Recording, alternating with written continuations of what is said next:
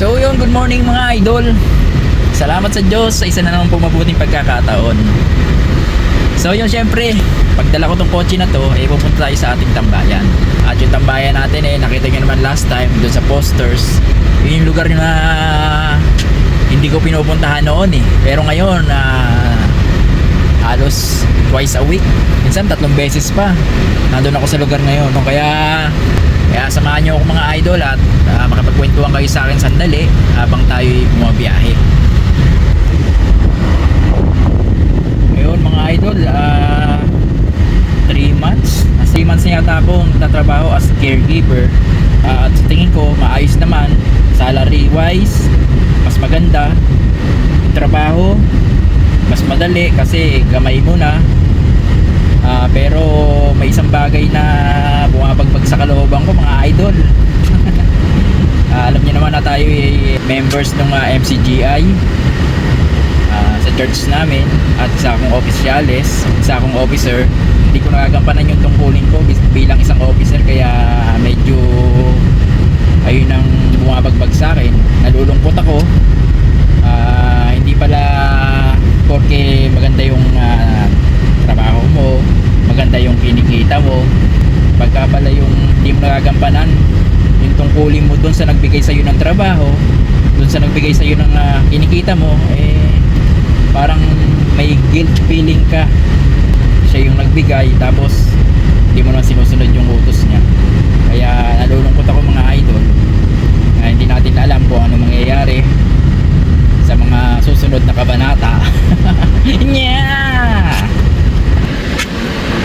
Bahala na, kasi talaga namang hindi ito yung napag-usapan namin noon nung nag-a-apply pa lang ako ng trabaho sa kanya.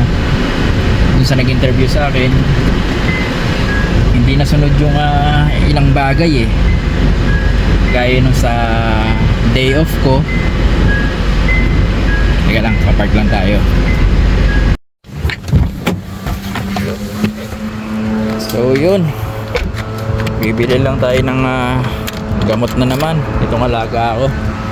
Ito yung pharmacy dito sa West Bay.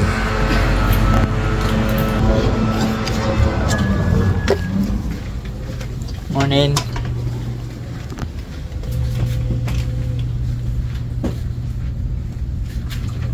Do you want my insurance number? Yeah.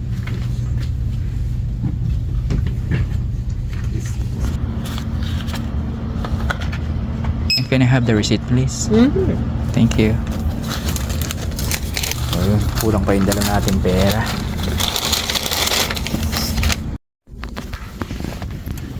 Yun, kulang pa yung dala nating pera. Pero pupunta na tayong posters dahil mayroon man tayong budget mapambili ron sa pagkain nila. Kaya babalik na lang tayo dyan bukas siguro sa pharmacy para bumili ng kulang na gamot.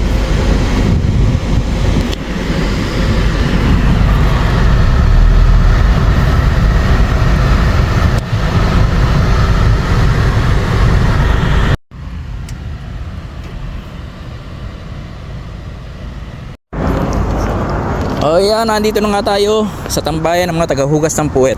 Pero chill, huwag kang ma-shock, boy. Fiesta gabay-bay, palaging masigla. Kahit ulan, may saya pa rin to, bro. Click mo yung bell, like mo na rin yan. Baka ikaw na ang next guest sa vlog niyan. Fiesta gabay-bay, solid ang tropa. May halong tawa, love at kunting chismosa.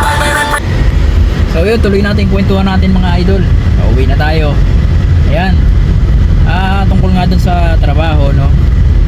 Hindi pala porque maganda yung sweldo mo, nadadalian ka sa trabaho mo, tapos may napapabayaan ka namang mas mahalagang tungkulin. Hindi pala ganun kadali yung pakiramdam. Kaya nag-iisip-isip ako kung hindi mapagbibigyan yung request ko, para naman makaganap din ako dun sa tungkulin ko bilang officer dun sa church namin. Kung hindi pagbibigyan yon, yung request ko na yon, mapipilitan akong maghanap uli ng trabaho. Isa nakakapagsisi dahil stable naman ako dun sa dati kong trabaho sa shop. Shout out po sa mga kasama ko dyan, si Brad Juno, si Wawi, si Froilan. So yan nga, iba pala yung pakiramdam na ganun. Maganda yung trabaho mo, maganda yung kita mo, pero may napapabayaan ka ng mas mahalagang bagay. Kaya hindi natin alam mga idol, kung minsan nga naisip ko nakapagsisi dahil meron tayong stable job noon. At alam naman ng mga kasama ko yan na kaya ko lang pinili itong trabahong to dahil couple yung hinahanap nila. Kaya para magkaroon ng trabaho si Mrs., magkaroon ng permit dito sa isla, ginrab ko yun kahit na may stable job ako. Ayun, maganda nga yung kita, madali yung trabaho, pero may napabayaan naman ako. Kaya siguro abangan natin sa mga susunod na kabanata, mga idol, kung anong mangyayari. Dahil kung hindi mapagbibigyan yung request ko, para naman wala tayong napapabayaan, nagagampanan natin yung tungkulin natin sa pamilya, sa asawa, at syempre yung tungkulin natin sa Diyos, yung pinakamahalaga sa lahat. Mag-request tayo ng araw para doon, at kung hindi may bibigay, wala tayong magagawa. Kailangan ko maghanap ng ibang trabaho. Siguro ganyan muna mga idol, hanggang sa muli. Let's continue to share the love, the legacy, and let's promote peace.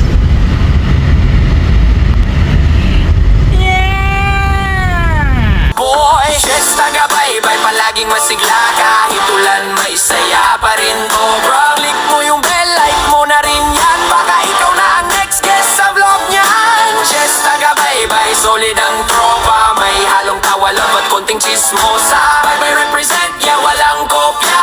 Original to, astig na masa. Minsan nagluluto, minsan naglalakad.